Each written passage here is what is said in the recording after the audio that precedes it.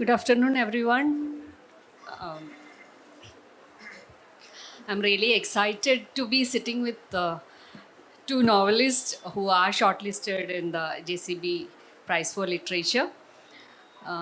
രണ്ടുപേരും മലയാളികളാണ്, അതുകൊണ്ട് സെഷനും മലയാളത്തിൽ മതി എന്നാണ് പറഞ്ഞിട്ടുള്ളത്. സഹാറുവിൻ്റെ ഡെബ്യൂ നോവലാണ് സന്ധ്യയുടെ. സന്ധ്യയുടെ പക്ഷേ 2018 പബ്ലിഷ് ചെയ്ത് വന്നതാണ്. അപ്പം ഞാൻ വ്യക്തിപരമായിട്ടുള്ളൊരു കാര്യം പറഞ്ഞു തുടങ്ങാമെന്ന് വിചാരിക്കുന്നു. സന്ധ്യയുടെ നോവല് ശരിക്കും ഞാൻ മാനുസ്ക്രിപ്റ്റാണ് വായിച്ചിട്ടുള്ളത്. ഇപ്പോഴും എൻ്റെ കയ്യിലുള്ളത് മാനുസ്ക്രിപ്റ്റാണ്. അപ്പം 2017 ടു ബി പ്രിസൈസായിട്ട് പറഞ്ഞാൽ ഒരു ഏപ്രിൽ മാസത്തിലാണ് എനിക്ക് മാതൃഭൂമിയിലുള്ള ഒരു സുഹൃത്ത് ഇത് മെയിൽ ചെയ്ത് തരുന്നത്. കെയർ ടു കമൻറ്റ് പ്ലീസ് എന്ന് പറഞ്ഞിട്ട്. അപ്പം ഞാൻ എന്തുകൊണ്ടോ സന്ധ്യാമേരി എന്നുള്ള പേര് എനിക്കന്ന് ഞാൻ വായിച്ചിട്ടുണ്ടോയെന്ന് എനിക്ക് അറിഞ്ഞൂടെ. ഞാൻ രജിസ്റ്റർ ചെയ്തിട്ടില്ല.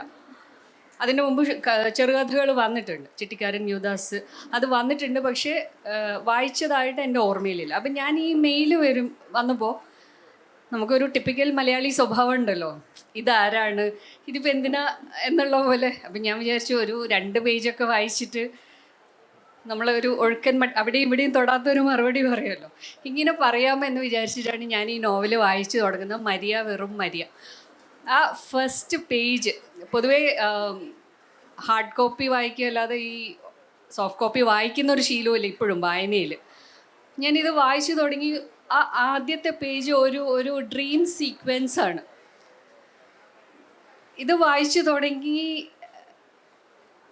ലിറ്ററലി ഐ വാസ് ഹുക്ഡ് എന്ന് പറയുന്ന പോലെ. ഞാൻ ശരിക്കും ഇത് എന്തൊരു എഴുത്താണെന്ന് വിചാരിച്ചാൽ ആ രാത്രി മുഴുവൻ ഇരുന്ന് ഒറ്റ ഇരുപ്പിന് വായിച്ചു തീർത്ത ഒരു പുസ്തകമാണ് മരിയ വെറും മരിയ. അത് വായിച്ചുകൊണ്ടിരിക്കുമ്പം ഇങ്ങനെ കുറച്ച് വായിച്ചു വന്നപ്പോൾ എനിക്ക് എൻ്റെ മനസ്സിലുണ്ടായിരുന്നത്, സത്യം പറയാമല്ലോ, ഭയങ്കര കുശുമ്പൊക്കെ വന്നിട്ടുണ്ട്. എന്തൊരു എഴുത്താണ്, ഭയങ്കര ഒരു പ്രാന്തൻ സാധനം. നമ്മൾ ഈ പറയുന്ന ഒരു കൺവെൻഷണൽ രീതിയിലുള്ള ഒരു പാറ്റേണോ അല്ലെങ്കിൽ അങ്ങനെ ഒരു കഥ പറച്ചിലോ അങ്ങനെ ഒരു കഥ പോലുമല്ല. മരിയാണെങ്കിൽ വെറും മരിയയുമല്ല ടൈറ്റിൽ അങ്ങനെയാണെങ്കിൽ. അപ്പം ഞാൻ ഈ വായിച്ചുകൊണ്ടിരിക്കുമ്പോൾ പ്രാന്തൻ സാധനം വായിക്കുമ്പോൾ ഒരു പ്രാന്തൻ ചിന്ത, ഈ സ്ത്രീയെ പോയിട്ട് കൊന്നു കളഞ്ഞത് എൻ്റെ പേരിൽ പുസ്തകമാക്കി ഇറക്കിയല്ലോ എന്ന് വരെ തോന്നുന്ന അത്രയും എന്നെ ആകർഷിച്ച ഒരു പുസ്തകമാണ്. അപ്പോൾ അത് കഴിഞ്ഞപ്പോൾ ഈ സെഷൻ ചെയ്യാൻ വേണ്ടിയിട്ട് വരുമ്പോൾ സന്ധ്യയുടെ പുസ്തകം എന്ന് പറഞ്ഞപ്പോൾ വളരെ സന്തോഷത്തോടെ സെഷൻ ചെയ്യാൻ.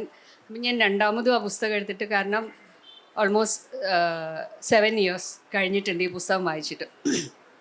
അതെടുത്ത് വായിക്കുമ്പം അന്ന് വായിച്ച അതേ ആവേശത്തോടെ ഞാൻ വിചാരിച്ചു I will just brush through, കുറച്ച് ചോദ്യങ്ങളൊക്കെ ചോദിക്കാൻ വേണ്ടിയിട്ട് ഒന്നിങ്ങനെ നോക്കാമെന്ന് വിചാരിച്ചു. പക്ഷേ ആദ്യം തൊട്ട് അവസാനം വരെ ഒരേ ഇരുപ്പിൽ അന്ന് വായിച്ച അതേ കൗതുകത്തോടെയും അതേ സന്തോഷത്തോടെയും എക്സൈറ്റ്മെൻറ്റും കൂടെ വായിച്ചൊരു പുസ്തകമാണ് മരിയ. സഹാറുവിൻ്റെ സത്യത്തിൽ ഒരു സുഹൃത്ത് സലീം ഷെരീഫ് അതിൻ്റെ എഴുത്തുകാരനായ ഫ്രണ്ടാണ് ഇങ്ങനെ ഒരു പുസ്തകത്തെക്കുറിച്ച് പറയുന്നത്. വായിച്ചിട്ടുണ്ടോയെന്ന് ചോദിച്ചു. അപ്പോൾ വീണ്ടും ഈ പറഞ്ഞ നമ്മുടെ ഒരു മലയാളി ഇതിൻ്റെ ഭാഗമായിട്ട് സഹാറു ഞാൻ കേട്ടിട്ടില്ല. അപ്പം ഞാൻ ഗൂഗിൾ ചെയ്ത് നോക്കി, പുസ്തകത്തെക്കുറിച്ചൊക്കെ നോക്കി. നമുക്കങ്ങനെയാണല്ലോ, പുതിയൊരു ഇത് വരുമ്പോൾ പെട്ടെന്ന് നമ്മൾ ആക്സെപ്റ്റ് ചെയ്യുന്നില്ല. അപ്പം ഞാൻ വായിച്ചില്ല. പിന്നീടാണ് JCB ലിസ്റ്റ് വരുന്നതും suddenly everybody discussing this book. പുസ്തകം വായിച്ചു. ആൻഡ് ഐ എം തുടക്കത്തിൽ പറഞ്ഞ പോലെ I'm so happy and excited to be with 2 of them. ഈ ഒരു സെഷനിൽ ഈ 2 പുസ്തകം JCB എന്നുള്ള ഒരു കണക്റ്റിംഗ് ത്രെഡ് അല്ലാതെ 2 പുസ്തകങ്ങളും തീർത്തും വ്യത്യസ്തമായ എഴുത്തുമാണ്. അതിൻ്റെ കഥയാണെങ്കിലും എല്ലാം തന്നെ ടോട്ടലി ഡിഫറെൻ്റ് ആയിട്ടുള്ള 2 ലോകങ്ങളാണ് 2 പേരും എഴുതിയിട്ടുള്ളത്. കോമൺ ആയിട്ട് പറയാവുന്നത് വേണമെങ്കിൽ രണ്ടിലും മതം എന്ന് പറയുന്നത് ഒരു ഫാക്ടറാണ്. ഇപ്പം മരിയയുടെ കഥയിൽ ഒരു സിറിയൻ ക്രിസ്ത്യൻ ഫാമിലി, ആ ബാക്ക്ഗ്രൗണ്ടിലാണ് കഥ മുഴുവൻ നടക്കുന്നത്. അതിനകത്ത് ഈ പറയുന്ന വിശ്വാസവും ആചാരങ്ങളും എല്ലാം കൊണ്ട് നടക്കുന്ന കുറേ പേരുണ്ട്. എന്ന് മാത്രമല്ല, മരിയ എന്ത് കഥയാണെന്ന് വെച്ചാൽ എനിക്കിപ്പോഴും മരിയ വിവരിക്കാൻ അറിയില്ല. എന്ത് ജോൺറാണെന്നോ അല്ലെങ്കിൽ ഞാനിപ്പോൾ എങ്ങനെയാണ് മരിയയുടെ കഥ വായിക്കുക എന്ന് ചോദിച്ചു കഴിഞ്ഞാൽ അല്ലെങ്കിൽ കഥ എന്താണെന്ന് പറഞ്ഞു തരാൻ പറ്റാത്തൊരു കാര്യമാണ്. അത് നമ്മൾ വായിച്ച് തന്നെ അറിയണം. അത് ചില കാര്യങ്ങളുണ്ടല്ലോ നമുക്ക് ഫീൽ ചെയ്യണം. ഇപ്പോൾ ഒരു വസ്തുവിൻ്റെ രുചി ചോദിച്ചാൽ, ഒരു വസ്തുവിൻ്റെ മണം എന്താണെന്നൊക്കെ ചോദിച്ചു കഴിഞ്ഞാൽ ഞാൻ അനുഭവിക്കുന്ന ആവില്ല, അല്ലെങ്കിൽ എനിക്ക് അതേ ഫീൽ വരുന്ന രീതിയിൽ വിവരിക്കാൻ പറ്റണം എന്നില്ല. അതുപോലെയാണ് എനിക്ക് ആ പുസ്തകം തോന്നിയിട്ടുള്ളത്. അപ്പം അതിൽ ഒരു സിറിയൻ ക്രിസ്ത്യൻ ഫാമിലി, അതിൻ്റെ ഉള്ളിൽ നടക്കുന്ന അതിൻ്റെ ചുറ്റുവട്ടങ്ങളിൽ ഉള്ള ഒരു കഥയാണെങ്കിൽ, സഹാറുവിൻ്റെ വരുന്നത് അരീക്കോട് പോലെ ഒരു ഗ്രാമത്തിൽ, വൈഗ എന്ന ഒരു സാങ്കല്പിക ഗ്രാമമാണ് കഥയിൽ പറയുന്നത്. അവിടെ നടക്കുന്ന പ്രിഡോമിനൻ്റ്ലി മുസ്ലിം കമ്മ്യൂണിറ്റി എന്ന് പറയുന്ന അതിൽ നടക്കുന്ന, ടൈറ്റിൽ സൂചിപ്പിക്കുന്ന പോലെ Chronicle of an hour and a half എന്ന് പറഞ്ഞാൽ ഒരു 1.5 മണിക്കൂറിൽ നടക്കുന്ന സംഭവങ്ങൾ, അതൊരു വരിയിൽ പറയാം. 1.5 മണിക്കൂറിൽ നടക്കുന്ന അതിൽ ഒരു പ്രധാനപ്പെട്ട ഘടകം എന്ന് പറയുന്നത് മതവുമാണ്. കാരണം ഇതിൻ്റെ പ്രധാനപ്പെട്ട സംഭവങ്ങളൊക്കെ നടക്കുന്നത് ഒരു പള്ളി, ഒരു വെള്ളിയാഴ്ച പള്ളി, ജുമ കഴിഞ്ഞ് ഇറങ്ങുന്ന ഒരാൾക്കൂട്ടം. നല്ല മഴയാണ്. ഈ മഴ കാണുമ്പോൾ 91 ഒരു മഴയും പ്രളയത്തെക്കുറിച്ച് പറയും. ഇപ്പോൾ പൊതുവേ എനിക്കൊന്ന് മലയാളികൾക്ക് അത് പെട്ടെന്ന് റിലേറ്റ് ചെയ്യാൻ പറ്റും. പഴയ മറ്റേ ജോൺസൺ മാഷും ക്ലാരയും കട്ടൻചായയും നൊസ്റ്റാൾജിയൊക്കെ നമ്മൾ മഴയെക്കുറിച്ച് വിട്ടു. ഇപ്പം മഴ എന്ന് പറഞ്ഞാൽ 2 ദിവസം നിർത്താതെ പെയ്ത് കഴിഞ്ഞാൽ നമുക്ക് ടെൻഷനാണ്. കാരണം പ്രളയം അല്ലെങ്കിൽ ഉരുൾപൊട്ടൽ, നമുക്ക് ഇപ്പോൾ അടുത്ത് വയനാട് വരെ നമുക്ക് അങ്ങനെ ഒരുപാട് കാര്യങ്ങളുള്ളത് കൊണ്ട് ഈ നോവലിൻ്റെ ഒരു നമുക്കൊരു ക്രൂഷ്യൽ പോയിൻ്റ് അല്ലെങ്കിൽ അതിൻ്റെ ഒരു മൊമെൻറ്റം തരുന്നതും ഈ ഒരു മഴയാണ്. ആ മഴ ബാക്ക്ഡ്രോപ്പിലുണ്ട്, തീവ്രമായിട്ട് മഴ പെയ്യുന്നു. പഴയ ഒരു മഴയുടെ കെടുതി ആളുകൾ സംസാരിച്ചുകൊണ്ട് നിൽക്കുന്നുണ്ട്. പള്ളിയിൽ നിന്ന് ഇറങ്ങുമ്പം പലർക്കും കുടയില്ല, അവർ പള്ളിയിൽ തന്നെ നിൽക്കുന്നു. ബുർഹാൻ മാത്രമാണ് പെട്ടെന്ന് തന്നെ പള്ളിയിൽ നിന്ന് ഇറങ്ങി പോകുന്ന ഒരാൾ. അവൻ പെട്ടെന്ന് ഇറങ്ങിപ്പോകാൻ കാരണം അവൻ്റെ ഫോണിൽ വന്ന ഒരു മെസ്സേജാണ്. മഴ പോലെ തന്നെ പ്രധാനപ്പെട്ട ഒരു ഘടകമാണ് ഈ കഥയിൽ ഈ മൊബൈൽ ഫോൺ എന്ന് പറയുന്നത്. ക്രൂഷ്യലായിട്ടുള്ള ഒരു ഇതാണ് മൊബൈൽ ഫോൺ. അപ്പോൾ ഈ പറയുന്ന മതപരമായിട്ടുള്ള ചില കാര്യങ്ങൾ ഒഴിച്ചാൽ രണ്ടിനെയും നമുക്ക് കണക്ട് ചെയ്ത് പറയാനൊന്നും തന്നെയില്ല.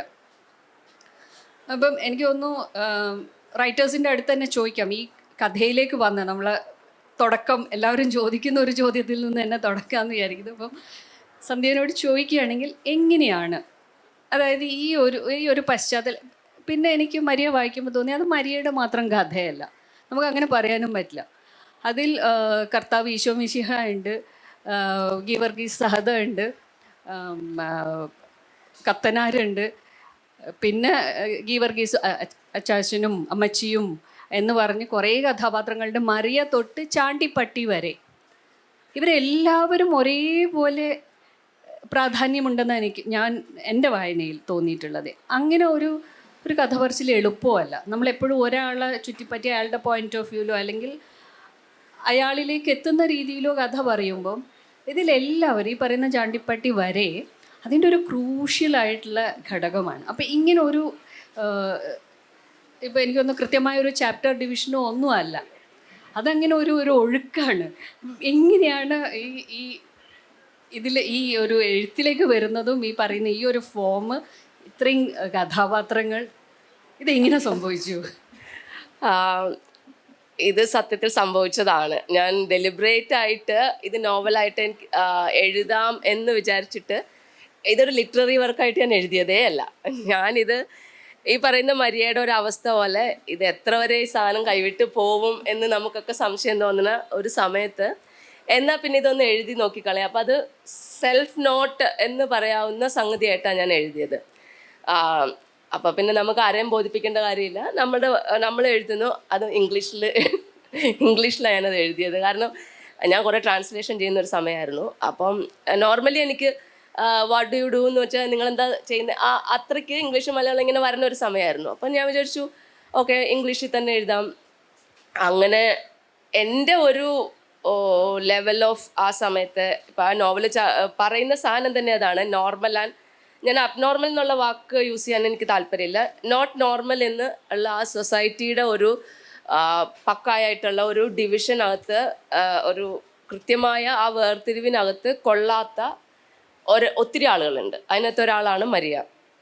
അപ്പോൾ അത് ഞാൻ എന്നുള്ള രീതിയിലാണ് ഞാനത് എഴുതി തുടങ്ങിയത്. ആക്ച്വലി അത് തുടങ്ങിയത് ഞാനും കർത്താവും തമ്മിലുള്ള ഒരു കോൺവെർസേഷനായിട്ടാണ്. പിന്നെ ചാണ്ടിപ്പട്ടി വന്നതൊക്കെ ഞാൻ ഒരിക്കൽ ബസ്സിൽ പോകുമ്പോൾ ഇങ്ങനെ ഒരു ലക്ഷ്യമൊന്നും ഇല്ലാണ്ട് നമ്മൾ ഇടയ്ക്ക് കയറി ബസ് ചെയ്ത് കറങ്ങാൻ പോകും. അങ്ങനെ ഇരിക്കുമ്പോൾ ഒരു മഴയത്തൊരു ബസ് സ്റ്റാൻഡിൽ ഒരു പട്ടിയൊക്കെ കണ്ടു. ആ പട്ടി ടോട്ടലി ക്രേസി പട്ടിയാണ്. അപ്പോൾ പിന്നെ കുറച്ചു നേരം പട്ടീനെ നോക്കിയിരുന്നപ്പം പട്ടിയെ ഞാൻ എൻ്റെ കഥയിലോട്ട് കയറ്റി. അല്ലാണ്ട് എനിക്ക് ചണ്ടിപ്പട്ടി അറിയില്ല, ഒരു സംസാരിക്കുന്ന പട്ടി ആർക്കും അറിയില്ല എന്തായാലും. അപ്പം അങ്ങനെ ഞാൻ പതുക്കെ എൻ്റെ ഈ ഒരു ക്രേസി എഴുത്ത് ഞാനിങ്ങനെ എനിക്ക് തോന്നുന്ന ക്യാരക്ടേഴ്സിനെ കൂട്ടി കൊണ്ടുപോയി അങ്ങനെ കുറേ എത്തിയപ്പോഴാണ് ഓക്കെ ഇതിൻ്റെ ഇടയിൽ ഇത് ചെറിയ നോട്ട്ബുക്കിൽ ഇത് ഒത്തിരി വർഷം മുന്നേ തുടങ്ങിയതാണ് ഞാൻ. ചില നോട്ട്ബുക്കൊക്കെ കാണാണ്ടും പോയി ഇതിൻ്റെ ഇടയിൽ. അപ്പോൾ നമ്മൾ കുറേ വർഷം കഴിഞ്ഞ് നോക്കുമ്പം എവിടെയോ എന്തോ ഒരു കണക്ഷൻ ഇല്ലായ്മയൊക്കെ നമുക്ക് തോന്നും. പക്ഷേ കുറേ കഴിഞ്ഞപ്പോൾ എനിക്ക് മനസ്സിലായി ഇതൊരു ലിറ്റററി ഫോമിലോട്ടായി ഓൾറെഡി. കാരണം കുറേ ക്യാരക്ടേഴ്സ് വന്നു, നമുക്ക് തോന്നുന്ന ക്യാരക്ടേഴ്സിനെയൊക്കെ നമ്മൾ കൊണ്ടുവന്നു. അങ്ങനെ നീനയെ കൊണ്ടുവന്നു. പിന്നെ ഗീവർഗീസും മറിയാമ്മയും ഞാൻ ശരിക്കും എൻ്റെ ഒരു 5 വയസ്സ് വരെ വളർന്ന എൻ്റെ വല്യപ്പച്ചൻ്റെയും വല്യമ്മച്ചിയുടെയും വീട്ടിലാണ്. പക്ഷെ ആ സാദൃശ്യം അവിടെ തീർന്നു. എൻ്റെ വല്യപ്പച്ചൻ ഒരു പക്കാ പരമ്പര ഗീവർഗീസിൻ്റെ നേരെ ഓപ്പോസിറ്റാണ് എൻ്റെ വല്യപ്പച്ചൻ. അപ്പോൾ മേ ബി നമുക്ക് തമാശക്ക് ഇങ്ങനെ കൊണ്ടെടുക്കാൻ പറ്റുന്ന ഒരു വല്യപ്പച്ചനെ ഞാൻ ആ സ്ഥലത്തോട്ടാക്കി. ബാക്കി ഇതുപോലെയുള്ള ക്യാരക്ടേഴ്സിനെയൊക്കെ മാതിരി വല്യമ്മച്ചിയൊന്നും എനിക്ക് അറിഞ്ഞൂടാ സത്യത്തിൽ എവിടെ നിന്ന് കിട്ടി എന്നുള്ളത്. അങ്ങനെ ഓരോരോ ക്യാരക്ടേഴ്സിനെ ആയിട്ട് കൊണ്ടുവരിക ചെയ്തത്. അപ്പോഴേക്കും പകുതി ആയപ്പോഴേക്കും എനിക്ക് മനസ്സിലായി ഓക്കെ ഇതൊരു നോവലാവും എന്നുള്ള എനിക്ക് മനസ്സിലായി. പിന്നെ ഞാൻ എന്നെ മാറ്റി അതിൽ നിന്ന് കൂടുതലായിട്ട് മരിയയിലോട്ടാക്കി. ഞാൻ എന്നുള്ള ഫാക്ടർ ഭയങ്കരമായിട്ട് പുറകിലോട്ട് മാറി. ഞാൻ പറഞ്ഞ കർത്താവ് ആദ്യമേ ഉണ്ടായിരുന്നു. പിന്നെ അപ്പോഴും ഏത് നോട്ടായിട്ട് എഴുതിയപ്പോഴും നോവലായിട്ട് എഴുതുമ്പോഴും ഞാൻ എൻ്റെ തോന്നിയാസം മാത്രമാണ് അതിനകത്ത് എഴുതിയത്. ഇത് ആൾക്കാർക്ക് എങ്ങനെ ഇത് എടുക്കും എന്നുള്ളതൊന്നും ഞാൻ ശ്രദ്ധിച്ചിട്ടേ ഇല്ല. അതുകൊണ്ട് തന്നെ ഒരു ഇതുവരെയുള്ള രീതിയിലും അല്ല പറഞ്ഞതുപോലെ അത് എഴുതിയേക്കുന്നത്. ഒരു ഓക്കെ ഇതിങ്ങനെ വർക്കാവുമോ എന്നൊന്നും ഞാൻ ഒരിടത്തും ആലോചിച്ചിട്ടില്ല. എൻ്റെ തോന്നിയാസം മാത്രമാണത്. അതുപോലെ എല്ലാ ക്യാരക്ടറിനെയും കൊണ്ടുപോയി എവിടെയെങ്കിലും കൊണ്ടുപോയി ആക്കണം എന്നും ഞാൻ വിചാരിച്ചിട്ടുണ്ടായിരുന്നില്ല. അതിനകത്തിപ്പോൾ നീനയൊക്കെ അവിടെ പിന്നെ ഞാൻ നീനയിലോട്ട് പോകുന്നേ ഇല്ല. അങ്ങനെ കുറേ ക്യാരക്ടേഴ്സ് ഉണ്ട്. അവരുടെ ആ സമയത്ത് റോള് തീർന്നു. പിന്നെ വേണമെങ്കിൽ നമുക്ക് എല്ലായിടത്തും വേണമെങ്കിൽ നീനയെ കൊണ്ടുവരാം, പലരെയും കൊണ്ടുവരാം. അങ്ങനെയുള്ളവരെ അവിടെ തന്നെ നിർത്തിയിട്ട് പോകാം. പിന്നെ റോളൊന്നും ഇല്ല എന്നുണ്ടെങ്കിൽ അവരെ കൊണ്ടുപോകണ്ട, വലിച്ചു വാരി കൊണ്ടുപോകണ്ട. ഇങ്ങനെ അതൊക്കെ കൃത്യമായിട്ടുള്ള തീരുമാനത്തിലായിരുന്നു. പിന്നെ എനിക്കതിനകത്ത് ഞാൻ ഡെലിബറേറ്റ് ആയിട്ട് കൊണ്ടുവന്ന ഒറ്റക്കാര്യം അതിനകത്തെ പൊളിറ്റിക്സാണ്. അത് വളരെ സട്ടിലായിട്ട് എൻ്റെ പൊളിറ്റിക്സ് അതിനകത്ത് വരണം എന്നുള്ള ബേസിക്കലി ആ നോർമൽ ആൻഡ് അബ്നോർമൽ എന്നുള്ള കോൺസെപ്റ്റ് തന്നെ ഞാൻ പൊളിറ്റിക്കലായിട്ട് വളരെ പൊളിറ്റിക്കലായിട്ട് നമ്മുടെ എത്ര ഭയങ്കര ഡിസ്ഫങ്ഷണൽ ഫാമിലി സിസ്റ്റത്തിൻ്റെ പ്രശ്നം എന്നുള്ള രീതിയിലാണ് ഞാൻ വെക്കുന്നത്. ബാക്കി എഴുത്ത് കംപ്ലീറ്റ്ലി തന്നെ വന്നുകൊണ്ടിരുന്നതാണ്. എനിക്കൊന്ന് ആ ഒരു സ്വാതന്ത്ര്യം ഉണ്ടല്ലോ. കാരണം ഇതാരാണ് വായിക്കുന്നത്, ഇതെങ്ങനെ വായിക്കപ്പെടും, സ്വീകരിക്കപ്പെടും എന്നുള്ള ഒരു നോഷനില്ലാതെ നമ്മൾ നമുക്ക് വേണ്ടി തന്നെ എഴുതുമ്പോഴുള്ള ആ എഴുത്തിൻ്റെ എല്ലാ ഭംഗിയും അതിൽ ഓരോ വരിയിലും ഉണ്ട്. രണ്ടാമത്തെ എഴുതുമ്പോഴും അതേപോലെ എനിക്കറിഞ്ഞൂടാ, എനിക്കൊരു ഉറപ്പില്ല ഇനി എഴുതുമോ. എപ്പോഴും എഴുതാം എന്നുള്ളത് എനിക്ക് ഉറപ്പുണ്ട്. എനിക്ക് എപ്പോഴും എഴുതാം. പക്ഷേ എഴുത്ത് എനിക്ക് ഭയങ്കര പ്രധാനപ്പെട്ട ഒരു കാര്യമൊന്നും അല്ല. എഴുത്ത് വായനയൊന്നും എനിക്ക് വലിയ കാര്യമായിട്ടുള്ള സംഗതികളല്ല. അതൊരു ഡിസ്കഷനിലേക്ക് പോകേണ്ട കാര്യമാണ്. പക്ഷേ നമുക്ക് സമയവും ഈ പറഞ്ഞ ഇപ്പം നോർമൽ അബ്നോർമൽ എന്ന് പറഞ്ഞ പോലെ ഇവിടെ നമുക്ക് ഈ സമയത്തിൻ്റെ ഒരു ചട്ടക്കൂടിൽ നിന്നിട്ടുള്ള കളികളെ പറ്റുള്ളൂ. അതുകൊണ്ടാണ് ഇപ്പം നോർമൽ അബ്നോർമൽ എന്ന് പറഞ്ഞ പോലെ എപ്പോഴും നമ്മളെ സൊസൈറ്റിയാണ് അല്ലെങ്കിൽ നമ്മുടെ പുറത്തുള്ള ഒരാൾക്കാരാണ് they decide for us what is normal or അല്ലെങ്കിൽ അബ്നോർമൽ എന്ന് പറയുന്നത്. അതിനനുസരിച്ച് ജീവിക്കുന്ന കൺഫൈൻ ചെയ്യുന്ന ആളുകളെയാണ് നമ്മൾ നല്ല ആളുകളായിട്ട് പറയുകയും ചെയ്യുന്നത്. അതൊന്ന് എന്തെങ്കിലും ആളുകളാകാൻ വിധിക്കപ്പെട്ട അത് എന്ത് രീതിയിലോ അപ്പോൾ നമുക്കൊക്കെ മുടി വെട്ടിയത് പോലും പറയാം എല്ലാ കാര്യത്തിലും. കാരണം ഇതിലെ ആൾക്കാരുടെ സെൻസറിങ് അഭിപ്രായങ്ങൾ ഏറ്റവും ഫ്രീ ആയിട്ട് ശരിക്കും ഇപ്പൊ പോലും ഡ്രസ്സ് ഇടുന്ന കാര്യത്തിലും എല്ലാത്തിലും ഉണ്ട്. അതൊരിക്കലും എനിക്ക് തോന്നുന്നത് കുറെ പെണ്ണുങ്ങളത് ഫേസ് ചെയ്യുന്ന രീതി ഒരിക്കലും ആണുങ്ങൾക്ക് മനസ്സിലല്ല. പക്ഷേ ഈ നോർമൽ അബ്നോർമലിനകത്ത് അതിഭയങ്കരമായ വേറെ ഇഷ്യൂസ് ആണുങ്ങൾ ഫേസ് ചെയ്യുന്നുണ്ട്. അതിനകത്ത് അവരിൽ നിന്നും എക്സ്പെക്റ്റഡ് കുറേ കാര്യങ്ങൾ അതുണ്ട്. നമ്മളെപ്പോഴും മാച്ചോ ആൺകുട്ടികൾ അറിയില്ല എന്നൊക്കെ പറയുന്ന സാധനം പോലെ എല്ലാവർക്കും ഉണ്ട്. ഈ കണ്ടീഷനിങ്ങിന്റെ ഭാഗമായിട്ട് നമ്മൾ നിന്ന് പെരുമാറിയാൽ ഓക്കെ. പുറമേക്ക് നമ്മൾ ഉള്ളിൽ എത്ര അസംതൃപ്തരാണെങ്കിലും കുഴപ്പമില്ല, പുറമേക്ക് നമ്മളെപ്പോഴും ഒരു ഹാപ്പി ഫാമിലി അല്ലെങ്കിൽ നമ്മൾ ഈ പറയുന്ന നോർമൽ ഇത് പറയണം. ഇനി സഹാറുവിൻ്റെ നോവലിലേക്ക് വരുമ്പോഴും എഗെയിൻ ഈ പറയുന്ന ഒരു സൊസൈറ്റി ഈ 1.5 മണിക്കൂറിൽ ഈ ഒരു ആൾക്കൂട്ടമാണ് തീരുമാനിക്കുന്നത്. രണ്ട് വ്യക്തികൾ തമ്മിൽ അവർ മ്യൂച്വലായിട്ടുള്ള ഒരു ബന്ധത്തിലോ ഒരു ഏർപ്പെടുന്നതിന് അവർക്കില്ലാത്ത ബുദ്ധിമുട്ട് നാട്ടുകാർക്കാണല്ലോ. അതെപ്പോഴും അങ്ങനെയാണല്ലോ, നാട്ടുകാർക്കും ബന്ധുക്കൾക്കും ആണല്ലോ നമ്മുടെ കാര്യത്തിൽ ഏറ്റവും കൂടുതൽ കൺസേൺ ഉണ്ടാവുക. അപ്പം എനിക്ക് ആദ്യം സഹാറിനോട് ചോദിക്കാനുള്ള ഒരു കാര്യം, ഞാനിത് വായിച്ചുകൊണ്ടിരുന്നപ്പം ഈ പറഞ്ഞ പോലെ 25 വയസ്സ് പ്രായമുള്ള ഒരു പയ്യനും 40 വയസ്സ് പ്രായമുള്ള ഒരു സ്ത്രീയും തമ്മിലുള്ള നമ്മുടെ സമൂഹം പിന്നെ അതിനെ കാണുന്ന ഒരു രീതി ഉണ്ടല്ലോ. അപ്പം അങ്ങനെ ഒരു ബന്ധത്തെക്കുറിച്ചാണ് അതിൻ്റെ ഒരു മെയിൻ എന്ന് പറയുന്നത്. ഈ ബന്ധം സൊസൈറ്റിയിൽ ഉണ്ടാക്കുന്നത്, അല്ലെങ്കിൽ ആളുകൾ അതിനോട് എങ്ങനെ പെരുമാറുന്നു, എങ്ങനെ അതൊരു മോബ് ലിഞ്ചിങ്ങിലേക്ക് എത്തുന്നു എന്നുള്ളതാണ് കഥയുടെ നമ്മൾ ഏറ്റവും ചുരുക്കി പറഞ്ഞാൽ നടക്കുന്ന കാര്യം. അപ്പോൾ ഇത് വായിച്ചുകൊണ്ടിരുന്നപ്പോൾ ഞാൻ നേരത്തെ പറഞ്ഞ പോലെ സഹാറുവിനെ ഞാൻ അതിൻ്റെ മുൻപ് കേൾക്കുകയോ പരിചയവും ഇല്ല. വായിച്ചു വരുമ്പോഴാണ് എൻ്റെ അയൽവാസിയൊക്കെ ആയിട്ട് വരും എന്ന് പറഞ്ഞാൽ അരീക്കോടാണ് എന്നുള്ള മനസ്സിലാവുന്നത്. അപ്പോൾ ഞാൻ നോക്കുമ്പോൾ JNUവിൽ പഠിച്ചതാണ്. അപ്പോൾ എൻ്റെ ഒരു ധാരണ സഹാറു is in his early 20s. ഞാൻ നേരത്തെ അത് പറയുകയും ചെയ്തു. അപ്പം ഞാൻ വിചാരിച്ചു ഇത്രയും ചെറുപ്പക്കാരനായ ഒരാൾ എങ്ങനെയാണ് ഇത്ര സെൻസിറ്റീവായിട്ട് സ്ത്രീ കഥാപാത്രങ്ങളെ കുറിച്ച്, അത് ഒരു ക്ലീഷേഡ് ആയിട്ടുള്ള സാധനമാണ്. നമ്മൾ ഈ പെണ്ണെഴുത്ത് ആണെഴുത്ത് എന്ന് പറയുന്ന പോലെ ആണുങ്ങൾ എഴുതുമ്പോൾ നിങ്ങൾ എത്ര ഇങ്ങനെ സ്ത്രീകളെ കുറിച്ച് എഴുതുമ്പോൾ ഇത്ര സെൻസിറ്റീവായിട്ട് എങ്ങനെ എഴുതുന്നു, എങ്ങനെ മനസ്സിലാക്കുന്നു എന്നുള്ള ഇതാണെങ്കിൽ കൂടിയും എൻ്റെ ധാരണയിൽ അങ്ങനെയായിരുന്നു. അത്രയും ചെറുപ്പക്കാരനായ ഒരാൾ എങ്ങനെ, കാരണം അതിൽ ഏറ്റവും പ്രധാനപ്പെട്ട 2 കഥാപാത്രങ്ങൾ എന്ന് പറയുന്നത് നബീസുമയും റെഹാനയുമാണ്. അതിലേക്ക് വന്നു എന്നുള്ളത്. പിന്നെ എനിക്ക് തോന്നിയത് എന്തുകൊണ്ട് ഇങ്ങനെ ഒരു സബ്ജക്റ്റ് ഇപ്പോൾ എഴുതുന്ന പുതിയ ഒരാൾ എഴുതുമ്പോൾ, കാരണം ഓൾറെഡി ഈ ഒരു വിഷയം ഒരുപാട് നമ്മൾ എഴുതുകയും സംസാരിക്കുകയും സിനിമയായിട്ടും മറ്റു രീതിയിലും നമ്മളെ നാട്ടിലേക്ക് ഒരു ഗോസിപ്പായിട്ടും, പ്രത്യേകിച്ച് ഈ ഗൾഫ് ഭാര്യമാരെ കുറിച്ചുള്ളത്. ഞാൻ വിചാരിച്ചു ഞാനൊക്കെ പഠിക്കുന്ന കാലത്ത് കേട്ടിട്ടുണ്ട് അത്, ഗൾഫ് ഭാര്യമാർ. കാരണം അന്നെന്നല്ല എനിക്ക് തോന്നുന്നു ഇന്നും ചില നോഷൻസ് ഉണ്ടല്ലോ, ഇങ്ങനെ ദേ ആർ ഈസിലി അവൈലബിൾ, അല്ലെങ്കിൽ എന്ന് പറഞ്ഞിട്ട് നമ്മൾ വെക്കുന്ന പോലെ. അപ്പം അതായത് അങ്ങനെ ഒറ്റയ്ക്ക് താമസിക്കുന്ന സ്ത്രീകൾ, നമ്മുടെ സുഹൃത്തുക്കളായ സ്ത്രീകൾ പറഞ്ഞതുകൊണ്ട് പുറമേയുള്ള ആണുങ്ങളുടെ അതിൽ ഇവർ സെക്ഷലി ഭയങ്കര ഫ്രസ്ട്രേറ്റഡ് ആയിട്ട് നിൽക്കുകയാണ്. ഇവർ ഒറ്റക്കാണല്ലോ, അതുകൊണ്ട് ദേ ആർ ഈസിലി അവൈലബിൾ. നമ്മളൊന്ന് പോയി മുട്ടിയാൽ, ഒരു മെസ്സേജ് അയച്ചാൽ ആ രീതിയിലാണ്, കിട്ടുമോ കിട്ടില്ലേ എന്നുള്ള പോലെ ഈ ഒരു കാര്യം നമ്മൾ കാലങ്ങളായിട്ട് പറഞ്ഞുകൊണ്ടിരിക്കുന്നതാണ്. അപ്പോൾ എന്തുകൊണ്ട് തൻ്റെ ഒരു ആദ്യത്തെ നോവലിന് ഇങ്ങനൊരു വിഷയം തിരഞ്ഞെടുത്തു?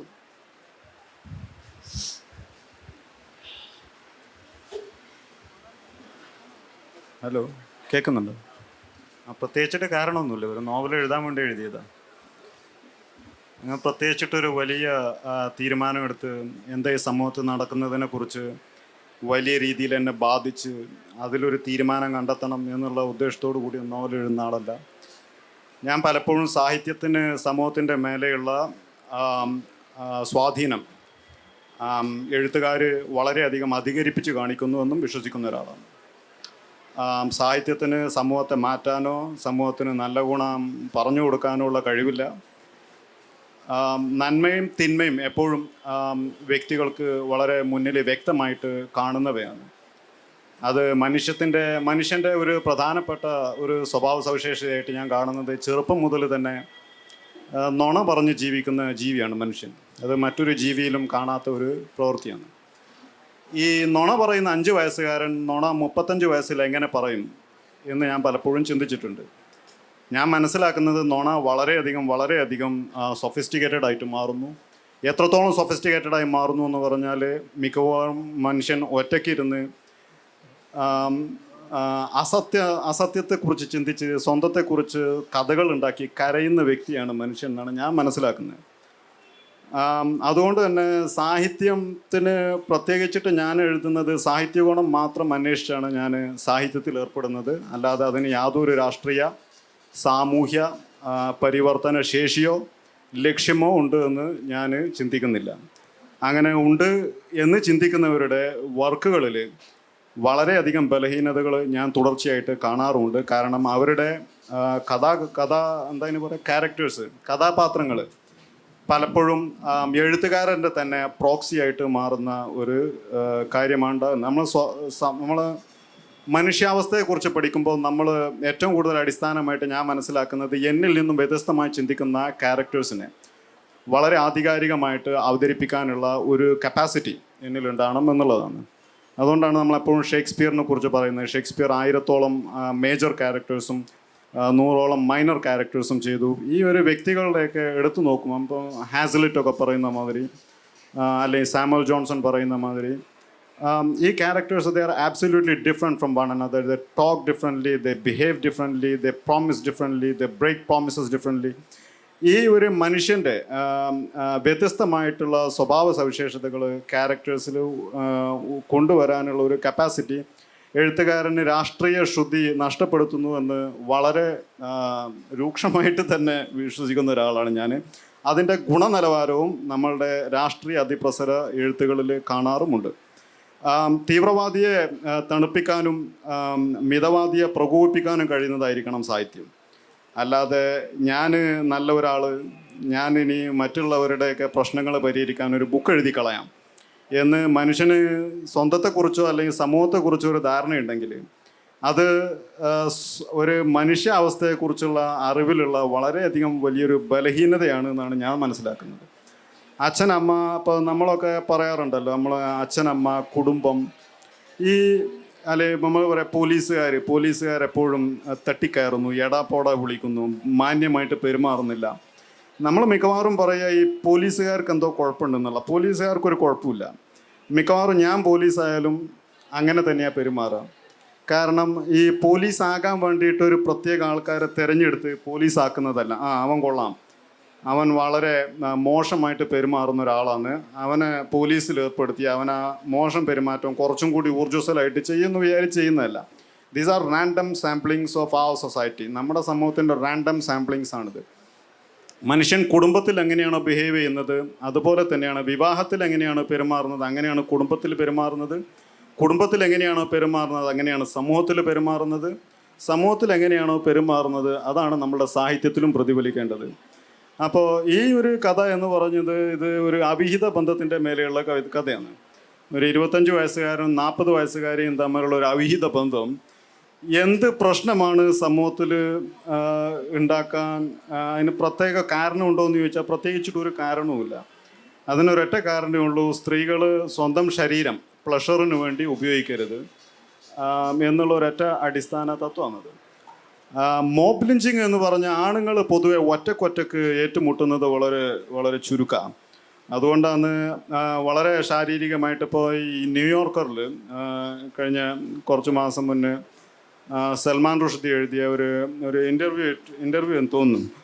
അതിൽ അങ്ങേര് പറയുന്നുണ്ട്, even the least dynamic of us is seduced by some prospect of power.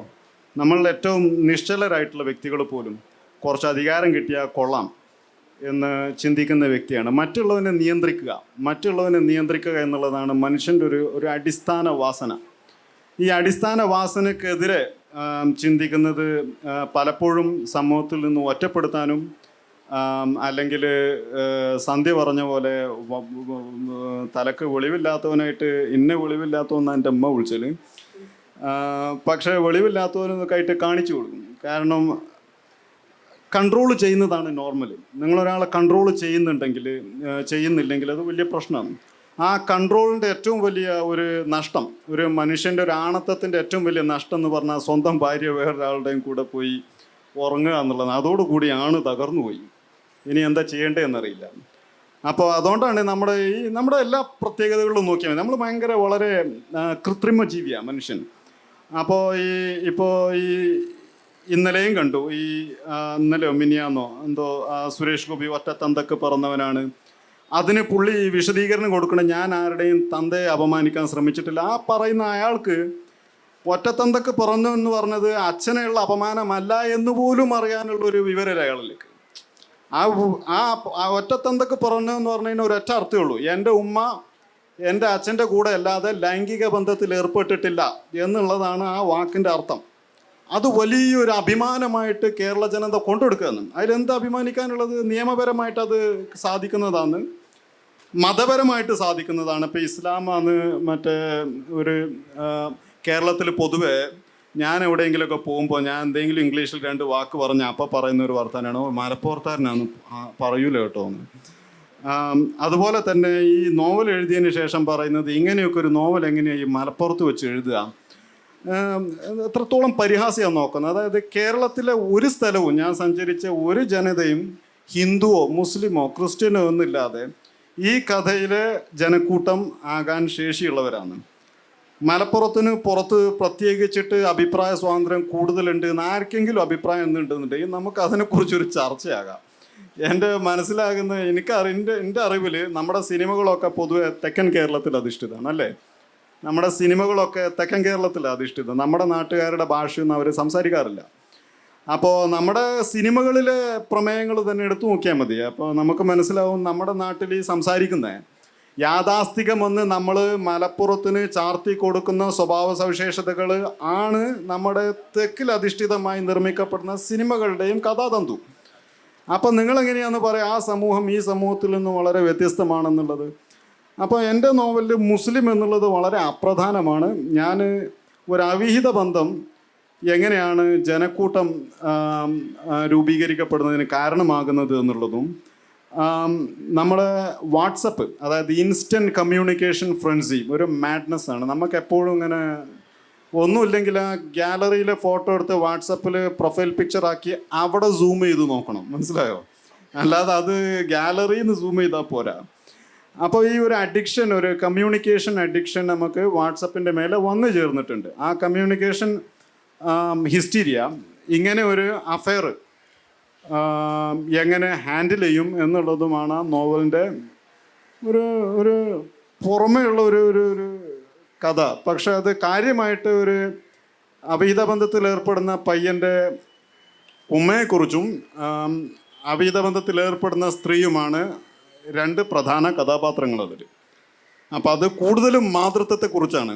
അത് അവിഹിത ബന്ധത്തിനേക്കാളും കൂടുതലായിട്ടും മാതൃത്വത്തെക്കുറിച്ചും അമ്മയല്ലാതെ ഒരു നിമിഷം പോലും അമ്മയെ സ്ത്രീയായിട്ട് കാണാൻ വിസമ്മതിക്കുന്ന ഒരു സമൂഹത്തെക്കുറിച്ചാണ് എൻ്റെ കഥ.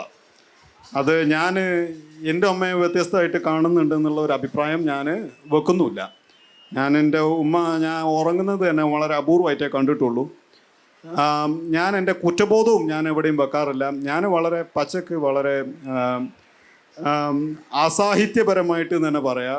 ഭാഷയിൽ മാത്രമേ എൻ്റെ സാഹിത്യഗുണം കാണുള്ളൂ. അസാഹിത്യപരമായിട്ട് തന്നെ എന്താണ് ഒരു ഉമ്മ, എന്താണ് ഒരു സ്ത്രീ, എന്താണ് ഒരു വ്യക്തി, എങ്ങനെയാണ് ഒരു ജീവിതം മുഴുവൻ 10-70 വർഷം ഒരു ചെറിയ മുറിക്കുള്ളിൽ ജീവിച്ചു കൂട്ടുന്നത്, സ്വന്തമായിട്ടൊരു അഭിപ്രായം പറയുമ്പം പൊട്ടി എന്നൊക്കെ പറയുന്ന ഒരുപാട് ഭർത്താക്കന്മാർ, അച്ഛന്മാർ, 15 വയസ്സുള്ള പയ്യൻ 20 വയസ്സുകാരിയായ പെങ്ങളെ സംരക്ഷിക്കാൻ നടക്കുന്നവർ, ഇത്തരം ആണത്തത്തിൻ്റെ ഒരു വലിയ നിയന്ത്രണത്തിൽ ജീവിക്കുന്ന ഒരു സമൂഹത്തിൻ്റെ ഏറ്റവും സ്റ്റീരിയോട്ടിപ്പിക്കലായിട്ടുള്ള ഒരു ചലഞ്ചാണ് ഭാര്യ വേറുള്ളവൻ്റെ കൂടെ കിടന്നുറങ്ങി എന്നുള്ളത്. അപ്പോൾ അത് ആ പ്രശ്നം ആ ഭർത്താവിൻ്റെ മാത്രമല്ല, ആ പ്രശ്നം മുഴുവൻ നാടിൻ്റെ പ്രശ്നമായി മാറുന്നത്. അതുകൊണ്ടാണ് പല ഘട്ടത്തിലും നോവലിൽ പറയുന്നത് ഇത് സാദിഖിൻ്റെ ഭാര്യയല്ല, അത് നാടിൻ്റെ മൊത്തം ഭാര്യയാണെന്ന് പറയുന്നത്.